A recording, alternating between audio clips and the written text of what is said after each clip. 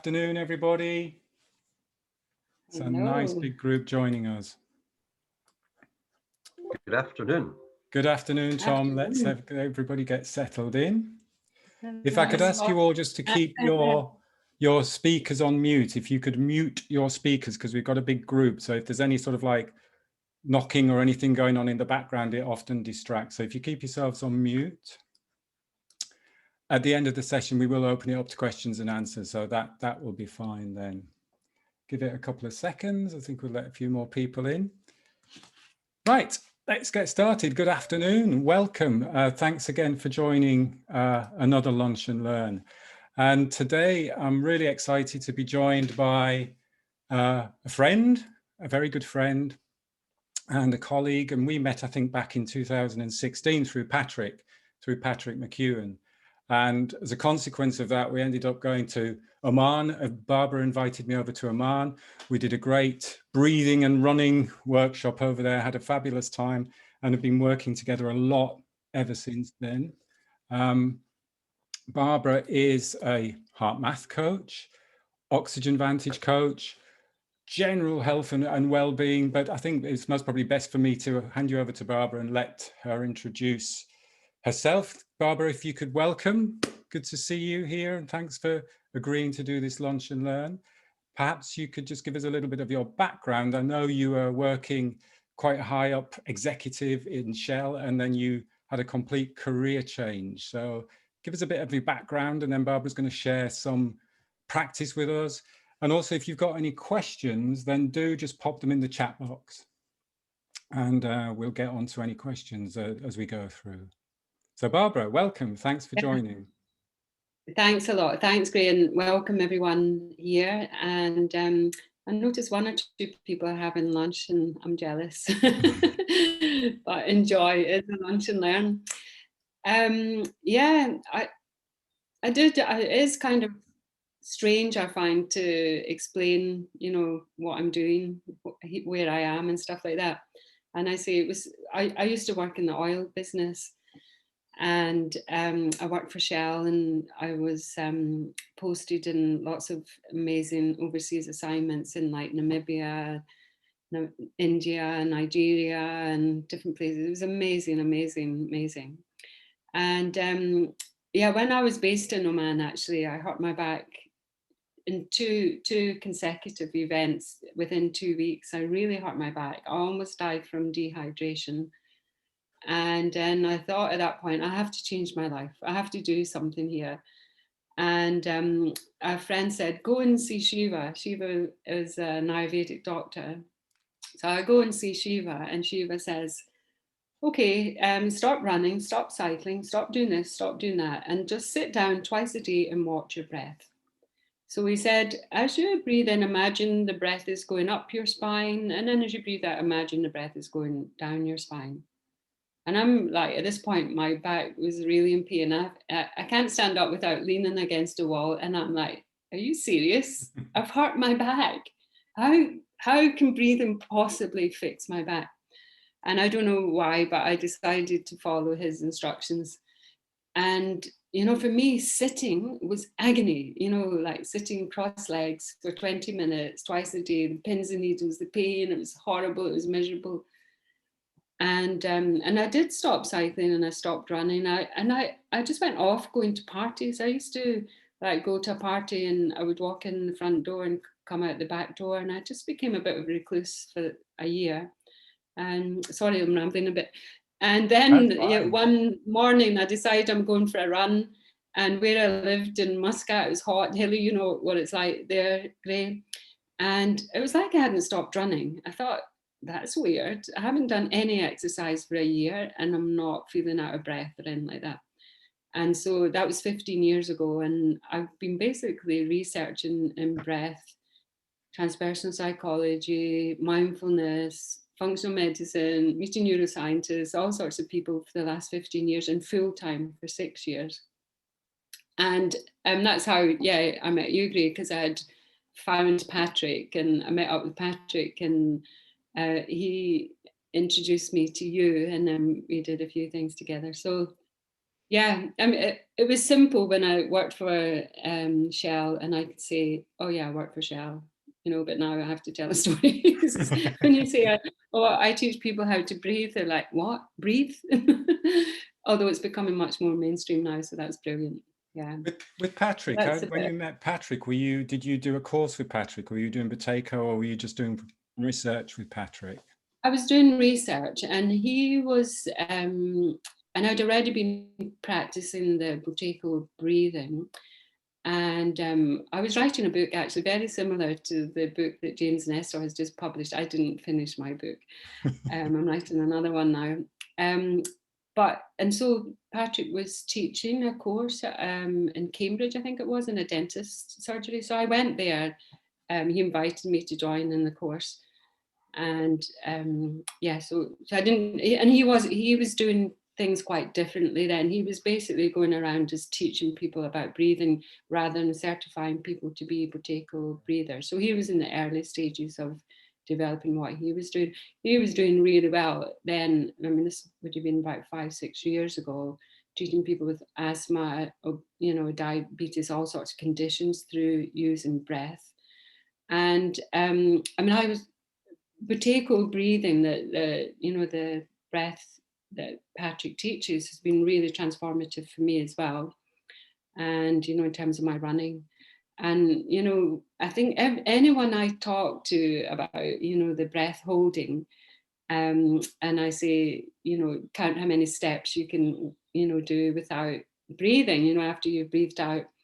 And everyone's incredulous because most people will do about 15 to 20 steps maximum with the breath held out. And I ask, well, what do you think would be a good number? And they'll say 20, 30. And you say, no, 80 to 100 would be quite good. And no one believes that you can do that. And I was exactly the same. How can you possibly like walk like 80, 100 steps without taking a breath? And, you know, I've managed to get my breath holds up to about 5 minutes, you know, and that's changed my running just utterly. And I feel so much healthier and fitter, happier. You know, you go for a run and you're breathing in and out through your nose and you're passing people going, I just want to say, stop. But I don't normally do that. You think it, you don't say it. You mentioned Yeah. after the accident and you saw a doctor, what do you say? So the doctor was, what do you say, Ayurvedic doctor? Just what does that mean for people who maybe don't know a little bit about that? So that's like Indian medicine, and it's much more working with the natural, innate healing systems of the body, and using a lot of breath work, using a lot of herbs, massage, and so on. In fact, Shiva and I became very good friends, and I actually set up, bought land actually for him in India. So he has this lovely big 10-acre Ayurvedic clinic now with lots of little bungalows on it.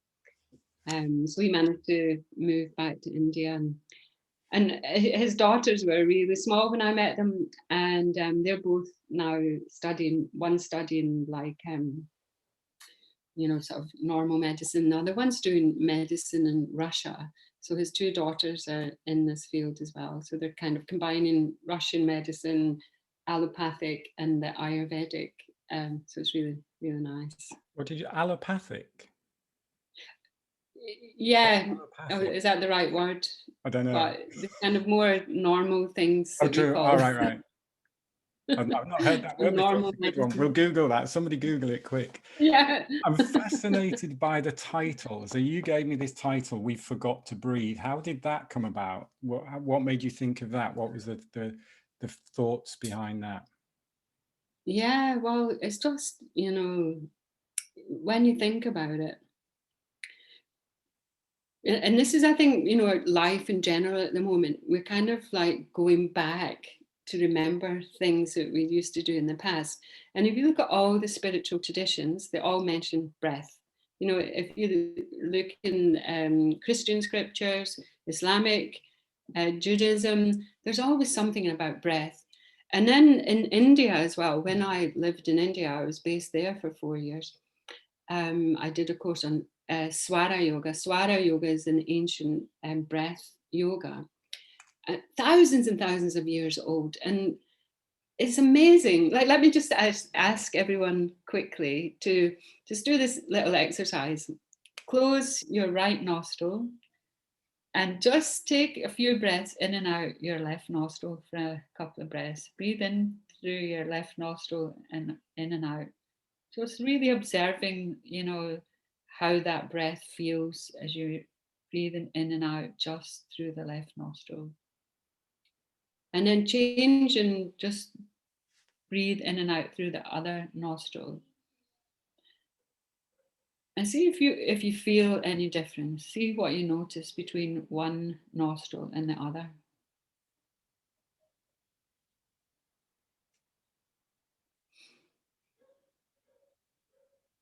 Anyone notice a difference? If anyone wants to say anything, just quickly unmute yourselves. If you notice anything. It's easier with one. Yeah. And which one was it for you, Jillian? It was easier with the first one. No, sorry, no. It was easier with the with the right nostril. Yeah, it was easier me at the moment with the right nostril. Well, what I learned in Swara yoga, the pressure variation in nostrils is always changing, and incredibly, it's linked to the circadian rhythms. So like the cycles of the moon. We're 70% water, and so which nostril is relatively more open if we're healthy and fit changes roughly every 90 minutes. So when the right nostril is relatively more open, we're more left brain. And then when the left nostril is more open, we're more right hemisphere. And this is happening, like, there's so many things going on with breath that we don't know. And so this is like thousands of years ago that we knew a lot of things about breath. And actually, Graeme, maybe I'll just share, I've just prepared just a very few slides, just as prompts. Let me share, a couple of things on that question there.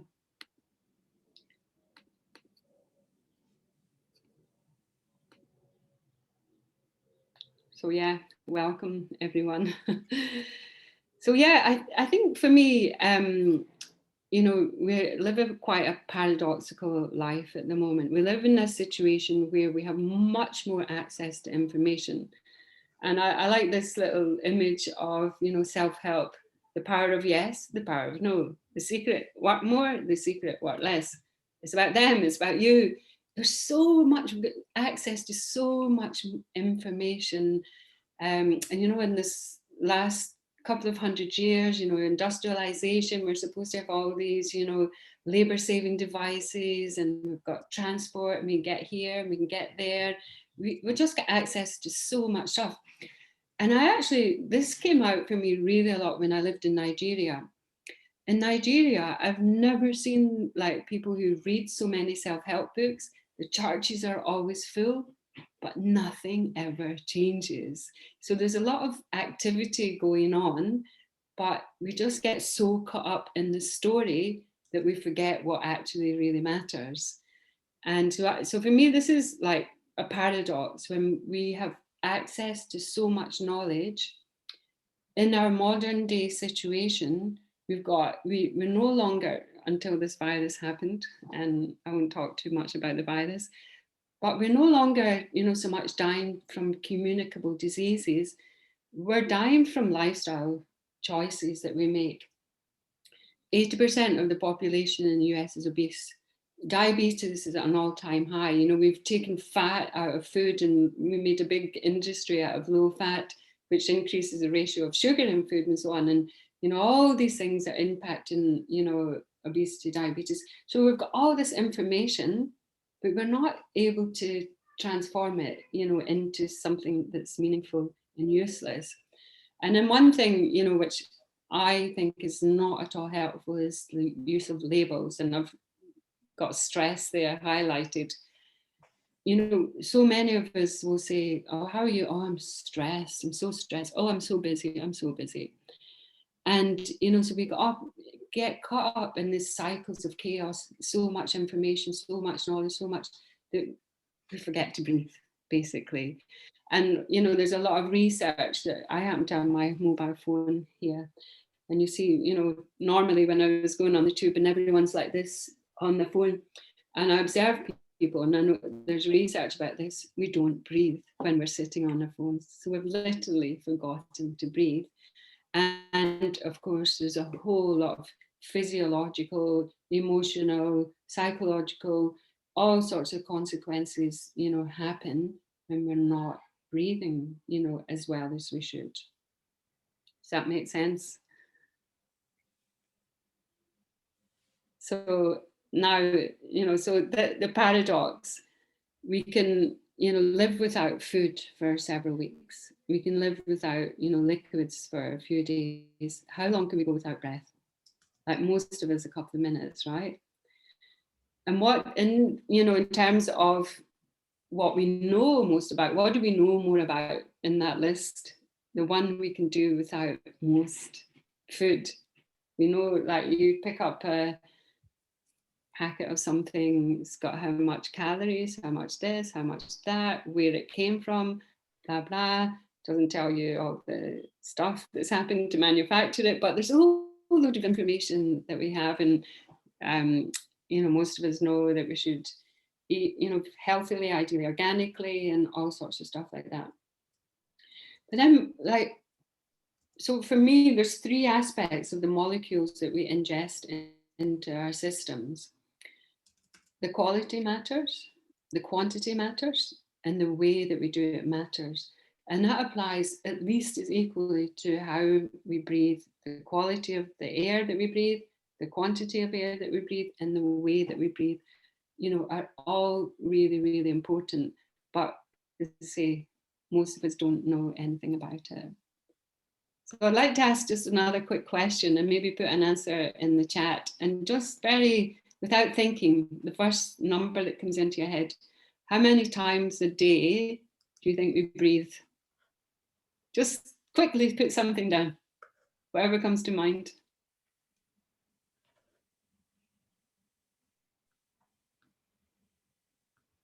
So we've got 100, somebody's saying 100, somebody's saying 10,000, 5,000, 100,000, 20,000. There's a big variation. 3,000. Okay, do you remember, Gray? It's about 20. Yeah. So yeah, the average person will breathe about 15 times a minute, which, and you know, my past life, I'm a certified accountant, so I can absolutely guarantee this is the number. Average number of breaths per day, 21,600. So again, I think that's a paradox, that we do something 20,000 times a day, and how many times do we notice it? Like almost none. So yeah, it's really, it's just so fascinating. And you know, and being Scottish, I love the fact that breath is free. It costs nothing, and we're always doing it. So when I'm doing any breath work with people, I'll say, please don't tell me you don't have time to breathe. You're always breathing. And my focus is much more on what I refer to as the every breath. Absolutely do things like vertical breathing. I do other kind of yogic breaths and some of the stuff that I've learned in the, you know, the ancient Swara yoga. But more importantly for me is what I refer to as the every breath. So we're breathing on average 15 times a minute. Now, you know, within the body, we have the central nervous system. So we've got the brain and the spine. And we have control over the central nervous system. You know, we can stand up, turn around, move our arms, whatever, you know. This is something that we can manipulate. We have the autonomic nervous system, which controls like blood pressure, saliva, how wide your pupils are, heart rate, all different things like that. Autonomic, what we do influences it, but we don't have direct control. Breath is the only system that we have which we can either decide to breathe like this, or we allow what's happening outside of us to determine how we breathe. you know, as I was saying, like breathing is in our vocabulary. We say, oh no, it took my breath away, and oh, and, you know, every time like something happens, our emotional state changes, the breath will change. So rather than reacting, when we become consciously breathing, we start to respond to our situation. You know, we're more emotionally intelligent, basically. So, oops. Now, so what is happy, and this is, you know, some of my HeartMath stuff. I shouldn't have mentioned that actually, but because I've got another question to ask you. But we've got the heart, right? And which is the strongest organ in the body. And the heart has what we refer to as heart rate variability. So you can see on these two charts that the heart rate is fluctuating somewhere between 50 and 100 beats. So we have, you know, an amplitude, a size of heart rate variability, how high the heart can go and how low the heart goes. And that starts to shrink with age. You know, we can keep ourselves fit, doing some cardiovascular exercise and, you know, various, you know, how we eat and generally how healthy a life or, you know, whatever choices we make impacts the amplitude of the heart rate variability.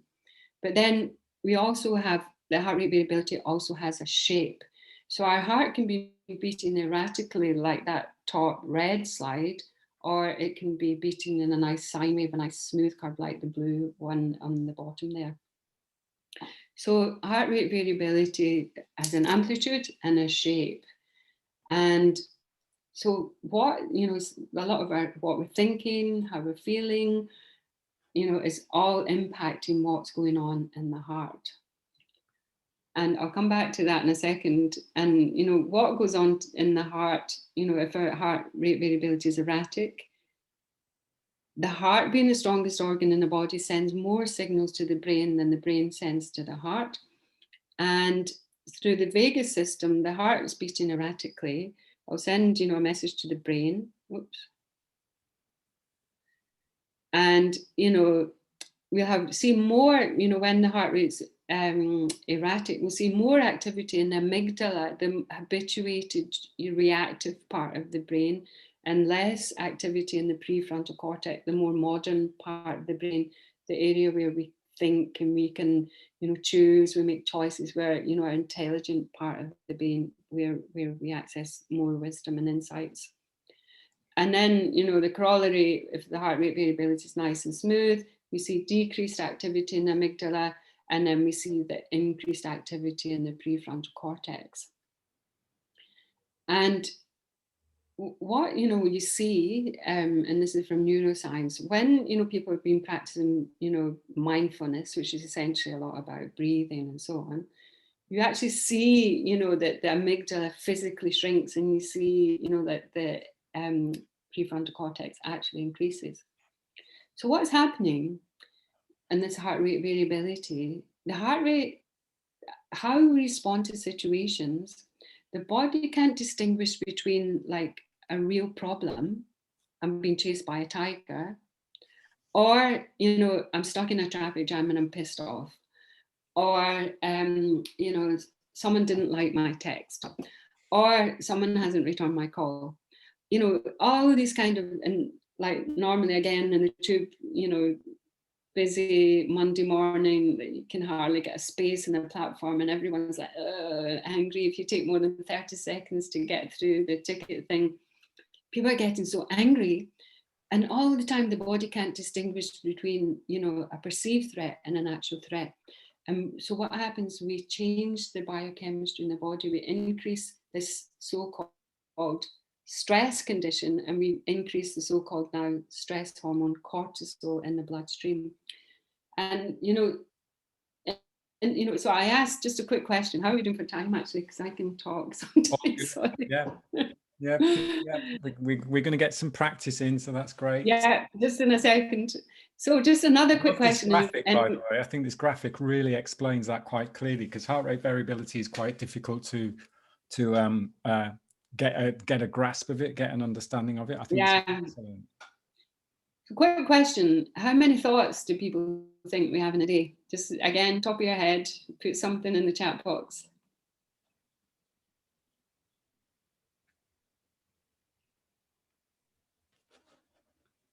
$60,000. Any more? 50,000, a million, thousands. That's a good one. Millions said is 60? pretty stupid. 200,000. Who said 60,000? Scroll back down. Kate. Kate, well done. So we think, again, this is neuroscience, apparently about 60 to 70,000 thoughts every day. So that's 3 thoughts for every breath we take. Most of them are negative. Most of them are in the past or the future. And most of them are the same as yesterday. And, so we don't know what we're thinking most of the time. We don't have a clue. Going back to the mobile phone again, this is such a handy thing to have as an analogy. How many times have you been with someone and you're having a conversation which you're both, apparently in, and someone's phone rings and the person goes away, comes back, and then you say, what were we talking about?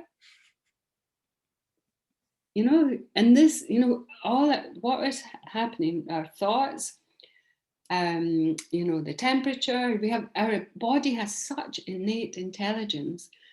So like all these thoughts and everything are setting up the biochemistry in the body. So when our thoughts are negative, all the time we're increasing this hormone, cortisol, the so-called stress hormone, at the expense of this lovely dihydroepiandrosterone, DHEA for short, this lovely anti-aging vitality hormone.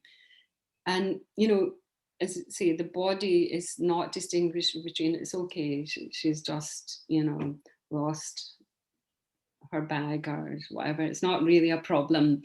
Or when people are running, what's that telling the body? Why would anyone be going, because they're being chased? So like when we're running like this, we're really damaging our bodies. And, I used to run. I used to run as fast as I could, and always pain in my body, because then when we're using the mouth for breath, we're using fast twitch muscle fibers, we're burning sugar as fuel, we're producing more lactic acid, and we get more pain, suffering, basically. And I used to think pain was normal. I just thought, oh, you're a runner, you have pain, that's the way it is, But yeah, it doesn't have to be that way. So sorry. So now, how does the heart decide to beat? Now, clearly, it's a lot of information, the thoughts and so on, but one of the biggest things, and the thing that we have most influence over, is the way we breathe. So simple. So when we start to breathe consciously, and we decide how to respond to our circumstances, rather than allowing what's going on outside of us to decide how we breathe, then everything starts to change.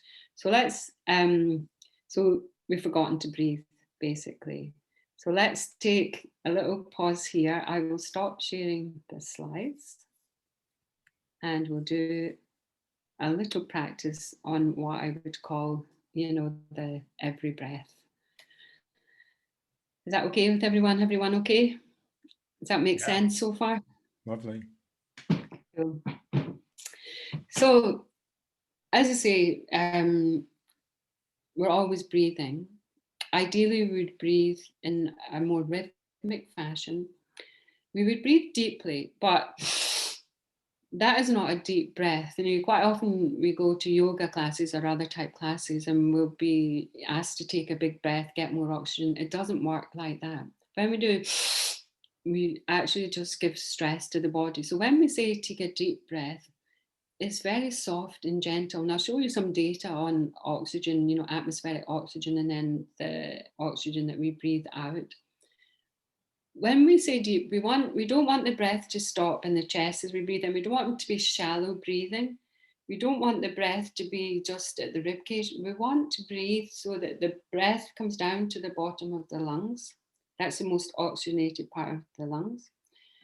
That will then cause that dome-shaped muscles that sits down at the bottom of the lungs to be pushed down. And then we just want to feel a very slight expansion as we breathe in on the abdomen and a contraction as we breathe out. So I'll show you some data, but basically atmospheric oxygen is about 20.9%.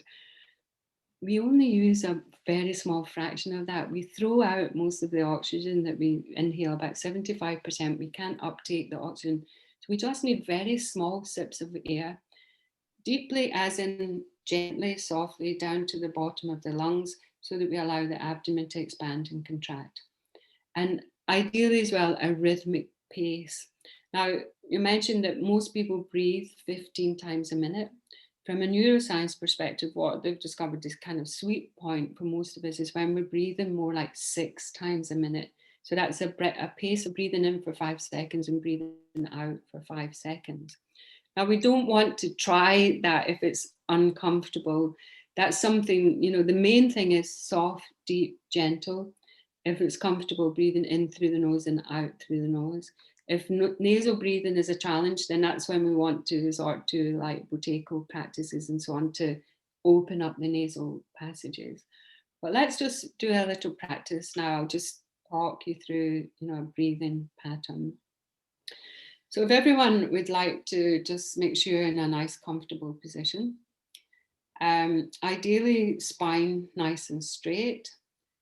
You know, just allowing the energy to flow. If you're comfortable, closing your eyes. If you're sitting on a chair, ideally both feet flat on the ground, and the palms on the thighs or on the lap, either face down or face up, whichever is comfortable. The main thing about, you know, mindfulness and breathing is not about being stiff and straight, it's about being comfortable, but also to recognize, you know, the dignity and the sacredness of this amazing equipment that we've got here. So yeah, if you're comfortable, then just gently closing your eyes in a nice, comfortable position and allowing the body to feel heavy.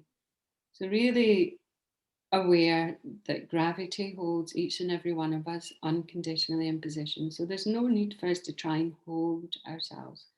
So we can surrender ourselves to the forces of nature, to gravity.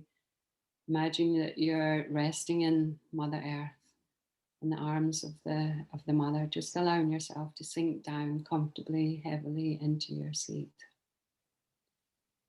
And as well, we don't need to hold tension. Most of us, you know, are caught up in our daily lives. We're not aware that we're creasing the forehead, tightening the jaw, holding, you know, tension in the abdomen or the thighs or wherever it is. So we'll do a quick scan of the body.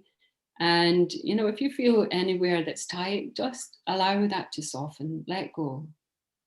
So again, remembering that we don't need to hold ourselves in position and we don't need to hold our body together.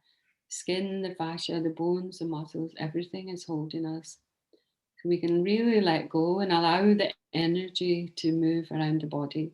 So just quickly checking in with the scalp and the forehead, the cheeks and the jaw, the throat, the shoulders, all around the abdomen, all around the trunk of the body. And then paying attention to the spine, visualizing, you know, from the top of the spine that each vertebra is just gently resting one on top of the other. So the top of the spine down to the base of the spine, visualizing each of the vertebrae resting gently one on top of the other. And checking in with the thighs, no tension, just letting go, the knees, the calves, the shins, the ankles, the feet and the toes. And now watch the breath. Follow the breath as it goes in and as it goes out. Be aware of where do you feel the breath is moving the body. There's a movement in the chest, there's a movement in the rib cage, there's a movement around the abdomen, the hips. Just be aware. Be aware of the duration. Be aware maybe of the pressure variation that we noticed in the different nostrils. Just being aware. And now if it's comfortable, purposely breathing very softly, very gently in and out through the nose. So keeping the mouth just very gently closed. And follow the breath so that there is no movement around the chest, very minimal around the rib cage.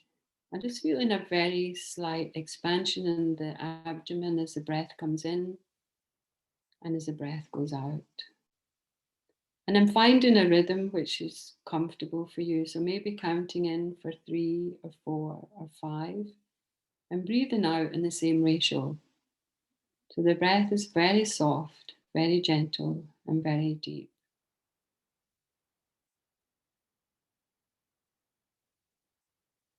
So really as minimal effort as possible. Now, naturally, when we breathe in, we use slightly more energy than when we breathe out. And even on the in-breath, the heart rate will slightly rise, and an out-breath, the heart rate will start to decrease. So when we breathe in a smooth, rhythmic, soft, deep fashion, the heart will start to follow what the breath is doing. So when the breath is coming like this, soft, deep, smooth, rhythmic, the heart rate variability will also be following a rhythmic pattern. And so the heart then will be sending signals to the brain of safety, of comfort, of ease.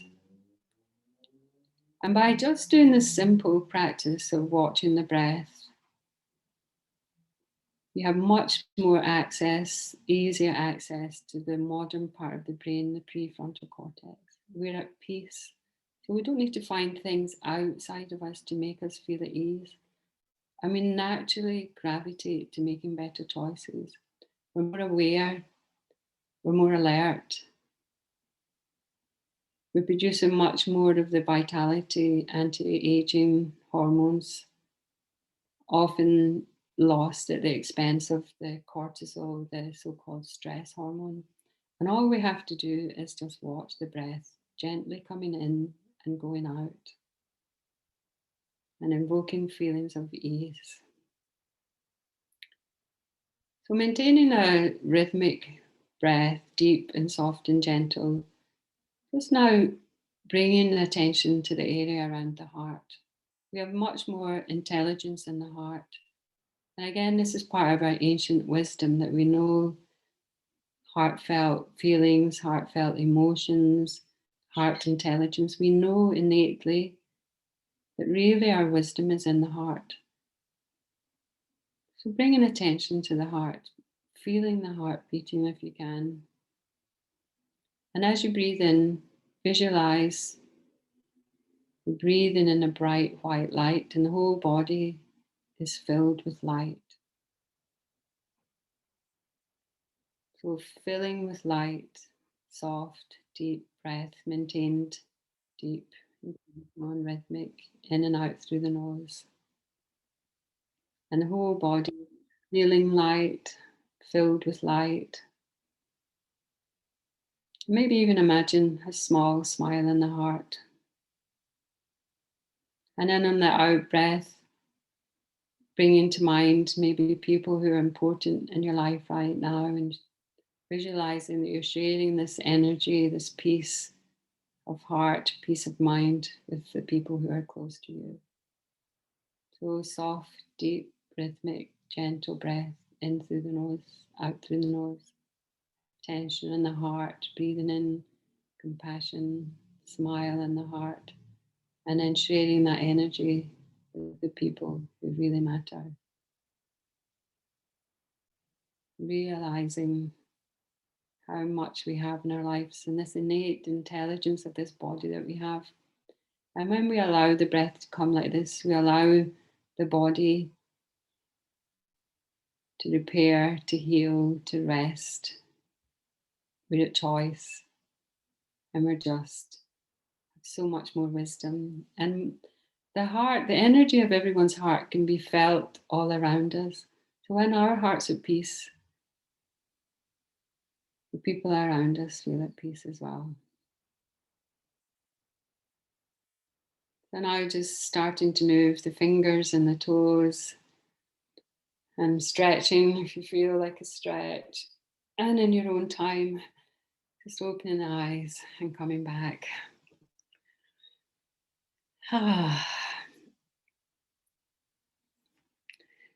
So we did that very short time, given the time that we have together. And, you know, I emphasize that this is, you know, how we can breathe anytime. So we can be in the kitchen, we can be on the bus or the underground or the car, or we can be anywhere, anytime, just checking in with the breath. Sorry, this mobile phone's taking a bit of a hit today. I actually have a little bell on my phone that rings about every 50 minutes or so, and I just check in with my breath. And I can't say, you know, I'm always breathing like this, but I'm mainly breathing like this. I wake up in the morning, I'm aware that, you know, I'm definitely nasal breathing. I definitely feel a slight expansion in my abdomen, and I'm more aware. And what you find, you know, just naturally you start to gravitate to making better choices. You're no longer fighting with yourself, and you sleep better, and just everything changes. So by breathing, we're not trying to change anything in our lives, but when we have this rhythm going on, things change. It's so subtle. So, you know, if you're trying to make any change in your life, don't try. Just watch your breath, and you'll just find, you know, this heart rate variability. You know, and I love this analogy. Imagine a rose. Who does a rose ever try to please? Nobody, right? And who does a rose please? Everybody. So, you know, when we're worried, oh, I'm worried, and like especially parents are always worried about our kids. Oh my God. A kid comes home to a worried parent, and what's the last thing they want to do? Go and ask them for advice. They'll be like, oh God. So we can't help anyone if we're not able to help ourselves. So I urge everyone to be a rose. Breathe in through your nose and out through your nose. That's brilliant. Loved it. Thank you. I like that. I think it's important, the point you're making there about the every breath. And exactly as you say, because a lot of people think, oh, I need to do my breathing practice, and the actual practice of breathing creates stress. And I see that a lot. And again, with myself, it's something I learned, is that you're not actually thinking, now I have to go and sit and breathe. But the more you do take those moments out to practice, then it becomes more intuitive in everyday life. And that 6 breaths per minute is very much, as you say, in a sitting, in a resting posture. So if you try to go out running and doing 6 breaths per minute, you'll explode. So it's, again, isn't it? It's just remembering there's your little bit of a practice, and then that's feeding in. I like exactly as you say there, it's feeding into everyday life. I think the other really thing that resonated with me there is when you were mentioning other cultures, because it was very much breath is part of the other culture. And then you said, we do talk about, oh, look, it's a breath of fresh air. Oh, that's very heartwarming. So all of this is in our language, but we don't necessarily realize what what it actually means. And I think it's, again, just coming back to that essence of what a breath of fresh air is and heartwarming is. So that was really nice. But that made a lot of sense to me. Anybody got any questions? So you could either open up, pop your hand up, or you could pop questions into the chat box. Nobody's got any questions. They're all asleep after their lunch and their meditation. Kate has put, actually, I read The Monk's Guide to Happiness. That's an excellent book. So yeah, definitely highly recommend that. Any other questions anybody's got? You've confounded everybody. Good. Talking about books, this is a question that I was actually asked in a podcast, and I thought it was a really good question. So they asked me, what would be a book that you could recommend, Barbara? I could say my own book, but I won't be cheeky. You can do that in a minute. No, actually, I would either, let me just quickly share my screen again. There's a, you know, I absolutely love James Nestor's book. And it's funny because it sounds like me talking. I think just very soon after his came this book, The Clean, James Hamblin. Absolutely brilliant. Now, when I lived in Nigeria, which was 2008 till 10, one of my colleagues there had all these lumps under his arm. And, you know, he had all sorts of injections and antibiotics. He had the skin and scraped away and all sorts of stuff like this. And somehow or other he came across this doctor, and the doctor said to him, stop using soap and deodorant, and all his problems went away. So I stopped using soap and deodorant and shampoos and all sorts of stuff back then. Now, James Hamblin has written a book about exactly that. It's absolutely brilliant. He doesn't shower, and I go quite a lot now without showering. For someone who used to shower twice a day and have an array of different shampoos, you know, we've got shampoos, and then because we use shampoos, we need conditioner, then because we've got conditioner, then we need styling things, and then blah, blah, blah, hair dryer, blah, blah, blah. There's a whole industry. Soap was the first product to get a patent, apparently, 1745, I think it was. This started all this industrialization. And you know, one of the disgusting metaphors around soap, to clean the black out of Africa. So this, you know, so I'm always going on about don't use soap and deodorant and this and that, and I use vinegar and bicarbonate of soda and all that. This is brilliant, basically saying the same as that. So James Nestor and James Hamblin, it's a bit like me talking, so I'm pleased that, you know, other people are saying the same. So yeah, just put it up there.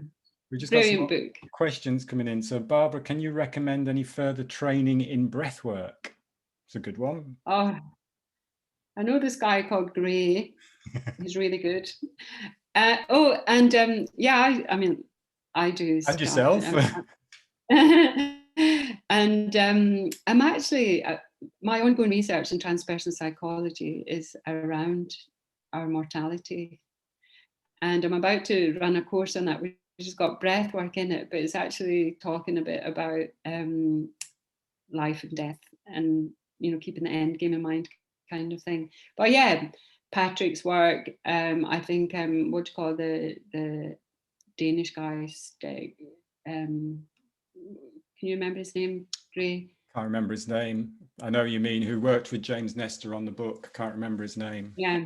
I mean, and I guess we can share some of that. And I've got a little, you know, what we've done today. I've prepared a little breathing guide note, which I'll share. But yeah, I do breath work, a lot of breath work with people, especially now. It's really a lot of people are, you know, coming to breath. A lot of people suffering from anxiety and so on as well. Martin's got that. Thanks, Martin. Anders Olsen. So that's the Danish. Is he Danish or Swedish? But Anders Olsen. I don't remember. I think the important thing again with the breath work is again going back to what Barbara's saying there, is the every breath is the important element. That's one of the things that Patrick teaches, and one of the things that the Oxygen Advantage teaches is that, yeah, you can do all your breathing technique and all these breathing practices. Wim Hof is great. There's so many good breath methods out there, but you have to understand why you're doing that breath work. But as Barbara's saying, is really come back to the every breath. I love that term. So I think that's great. Yeah. And what I like is knowing the science of it and how it works and why it works. So we'll sort the links out for you. There's another question. Let me just scroll down. People want to know the name of your book, please, Barbara. What made me leave my job, actually, I wrote a biography of a big yogi lady in India. So my book is called Shakti Manifest.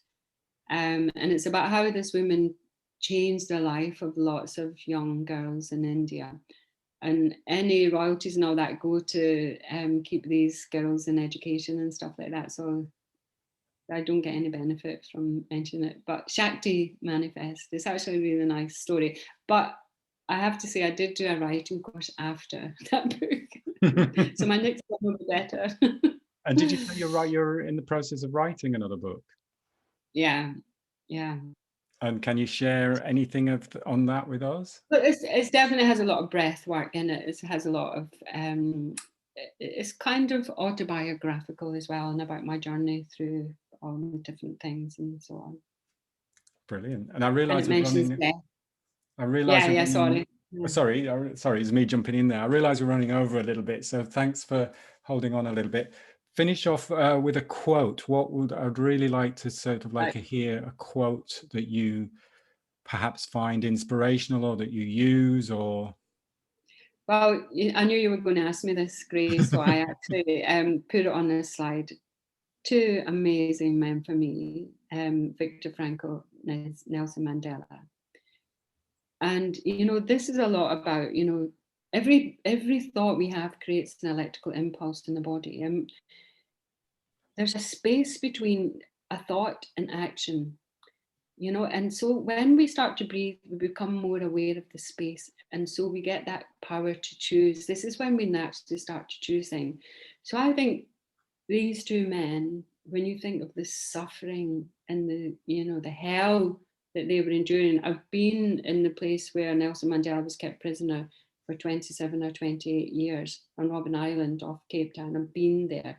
He was in a cell for all those years. Viktor Frankl in concentration camps. And both these men could come out of that and still be a force for good in the world is amazing. I don't know if they knew about breath, but I'm sure they were, you know, for me, so these two, and Nelson Mandela about fear, the fact that he, you know, I had this thing about trying to, you know, get rid of fear, but then I was on this big like high thing, which I had to jump off one time, and I was really afraid, my whole body was shaking. And then I thought, oh wow, actually we can use fear. You know, every cell in my body was alive, basically.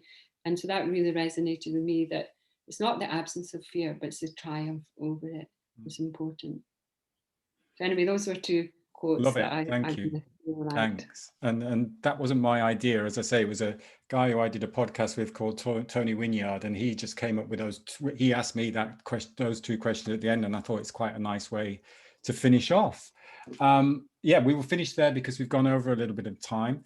Really appreciate your time, Barbara. Thanks ever so much for. Oh, your screen's come back on. Oh, there we go. I just thought I would, you know, just as an end note, just say, sorry, thank you. You know, the heart, you know, what's going on in our hearts impacts everyone else's.